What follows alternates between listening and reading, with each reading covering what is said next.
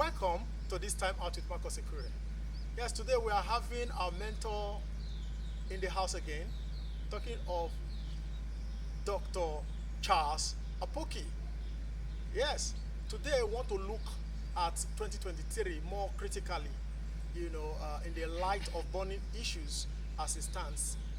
Welcome, sir. It's a pleasure having you here. Thank you so much. Nice being with you again. Honestly, a lot of people have been, there has been a lot of calls, when are you bringing him online again? When are you capturing him and all that? You seem to be quite popular, sir. Just the grace of God. Oh, wow, that's great. Okay, sir, just a few months to 2023. There are a lot of burning issues already. I want to ask, there seems to be a whole lot of clamor here and there, as to Urhobo, being the next to produce the governorship and all that. Now, and from the way things are going, chances are that an Urhobo man is going to become the next governor come 2023. But I want to say, because this is politics, things could dance, in either ways. So what practical steps is the Urhobo nation taking to ensure this is done, as in outside party arrangement, political party arrangements and all that? Number one, we must insist on the zoning system that has been on over the years since the new political dispensation. We must insist on it being followed, because there are attempts by people to scuttle, like the PDP at the national level has thrown it open to every person, every part of the country. In as much as that is democratic, I considered it fraudulent. I said this on television this morning. If we have been playing the game according to the rules, you don't change the rules in the middle of the game. So the Urhobos must insist that the zoning formula is followed, so that now is the turn of Delta Central, where the Urhobos are present. And so we must insist on the zoning system. But the fact that it is coming to the Urhobo nation does not mean that any person can just go there and pluck it like a low-lying fruit. He has to earn it. He has to be capable enough. We must look at the following C's concerning who wants to rule Delta State. C number one, certification. What is the academic qualification of this person? You might think that it's not important. I was looking at the academic qualifications of the cabinet of Singapore, first class PhD from the best universities in the world. Number two, what is the capacity of the person? What has he handled? What can it handle? Then the next thing is the competence. What can he handle well? Then we must look at his character. Is he a man of integrity? Is he a thug? Is he an ex-criminal? Is he somebody who is not civil? Then we must look at the person. Is he a person of conscience? Somebody who cares for the needs and the aspirations of the people? Does he have the necessary connections? Because it's not just Urhobo alone. We need to relate with our Nioma brothers, with our Shekiri brothers, with our Ijo brothers, and the Ka brothers, Isokos. It has to be somebody that can have a collective approach to the governance of Delta State. So another C is that it should be somebody that to a large extent has produced results, community-based results. What does he have? Does he have any stake? You don't just come from Lagos, you don't have any investment here. You have not done anything here. Then you want to come and rule. No. Do you have a community stake? If Delta State fails, does it affect you? Those are some of these things we will look at. Okay. So practically, because I'm so concerned about this practicality. Yes. Because we know there are different political parties as it stands. What extra is the Urhobo? Are we just leaving this in the hands of government? No. Honestly, sir, if you leave this process in the hands of politicians, anybody who does not even match these features and characteristics you just mentioned could actually come up. So what extra effort is the Urhobo nation, as in putting in place to ensure, they get the right kind of candidate? The Urhobo group, that is chairman by architect Chief Dr. O.C. Majoro, and has people like Cecilia Ibru, Benson Uweru, Abraham Ogbodo, Peter Igo, Dr. Irene Akpofure from the UK, and several Urhobo intelligentsia, is a group that has come together, apolitical, that would want to screen governorship candidates in the sense that we don't want to allow a cabal to just determine who rules us. We want a situation where we will market the people to the general public. Number one, we will collate information concerning them, warehouse this information to interview them. We will look at their Facebook posts, their comments. Over the years. Over nearly 10 years back, we will bring them out. They have court cases, they have funny backgrounds. Criminal records. We will bring them out, analyze them. Then we will warehouse this information. We're also going to have a debate. Wow. A virtual debate. I'm the chairman of the debate committee. Wow. We have Dr. Cecilia Ibru there. We have Peter Igo, a veteran broadcaster. We have Abel Ogboto, retired editor from Guardian. And then we have somebody else, I can't remember now. Is it Dr. Peter Igo? Dr. Peter Igo. Okay. So I think Irene from Irene Akpofure from the UK. We're going to have a virtual debate. We are setting up a studio somewhere with good network where Marcus will be the technical officer. I will be there. Irene from the UK. We will link with Cecilia Ibru. And then we will interview these individuals, these aspirants. We'll have 11 of them. We'll give them some time to speak, to give us their manifesto. You don't just come and tell us one word, so for Delta, no. Give us a manifesto, speak for a few minutes, then we'll give 11 of them the opportunity to speak. Whoever does not come has disqualified himself. We'll see him as an arrogant person. We'll see him as somebody who is disrespectful, because the UPU is part of this group, and these are respectable people in the country and the world who happen to be Urhobo people. Then after that, there's going to be a virtual voting. People are going to vote from all over the world, because it will be beamed live from all over the world. And then there are safety mechanisms. You can't vote more than once. So you will not go and buy data for touts. Like they do in Big Brother. Big Brother, no, you are not going to. Once you vote, your vote is tracked. You can't vote again. And so that's how it's going to be. And then the results will be published. So the general populace will know their performances, will see them online debating, will evaluate their intellectual content, will evaluate their character. Let me tell you something. McCain lost the presidency to Barack Obama during their debate.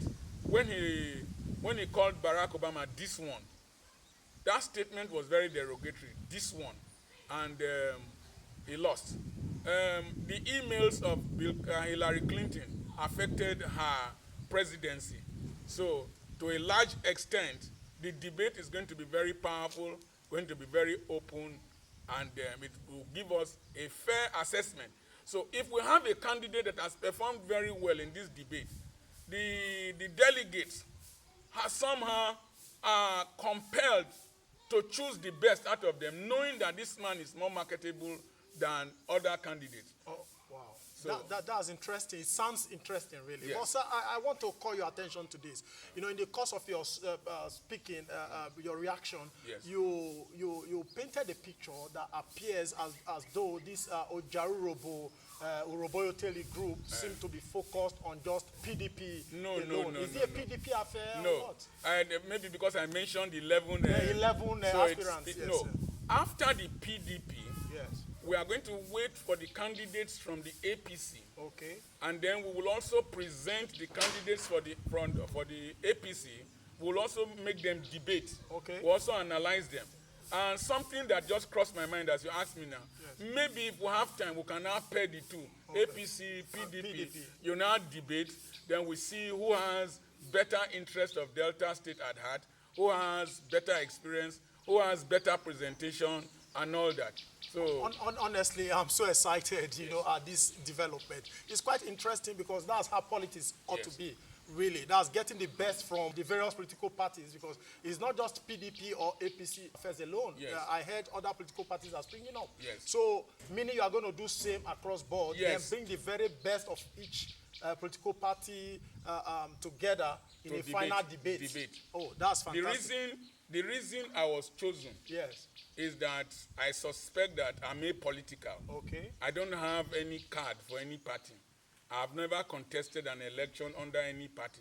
And people know me that I stand for the truth. Of course. And I say the truth without fear or favor. So it's not witch hunting. I'm neutral. And a lot of the individuals in the group are also neutral. Wow. There's a jingle I've been following on Quest FM that has to do with Urhobo, Urhobo Yoteri. Is it connected to this group? Yes, it is. Wow. It is paid for by this group. People have donated money, contributed money, and it's their personal monies that they are expending. And like as Dr. Irene rightly said, after this level of making sure that the best surface, we are going to metamorphose to another name, most likely Egba Urhobo. It's no longer Oja. Okay. The Oja is that the pain we have is that we want the best to represent us. Okay. After the pain, then we'll now bring our strength. Okay. Now, sir, I also want to say this here. You know, I think one of the fundamental challenge we've had over time is people coming into governance and, approaching it from the perspective of, ours. Yes. That's mine, rather than the collective. All right. Now, viewing statecraft through the prism of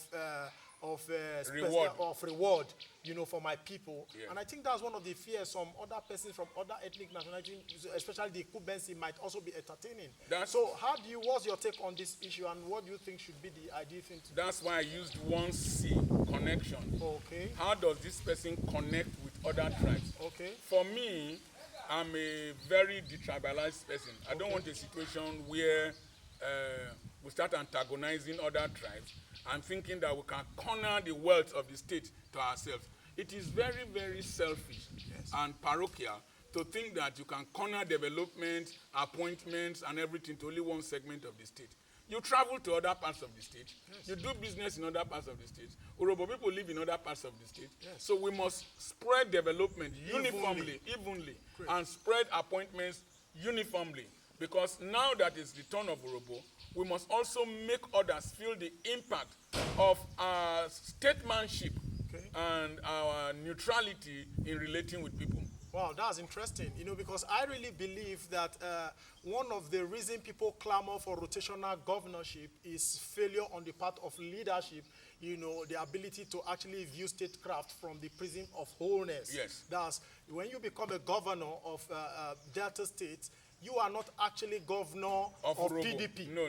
Your party members? Neither are you governor of the Urhobos or governor of the Anyomas or governor of the Isokos or whatever. So when we have leaders who have the leadership philosophy of ruling or leading with this generalism in their mind, seeing it from the spectrum of wholeness, I think people will be more confident in leadership, have more confidence in leadership, and the question of where the person is from will be less emphasized. To a large extent. To a large extent. If you don't mind, one of the reasons that Ibori has remained popular, Chief James Onanefe Ibori has remained popular, is that he spread development around Delta State. Okay. When he set up Polytechnic in Ogwashuku, Ozoro, Tefe, even though if he developed his own area, I don't care.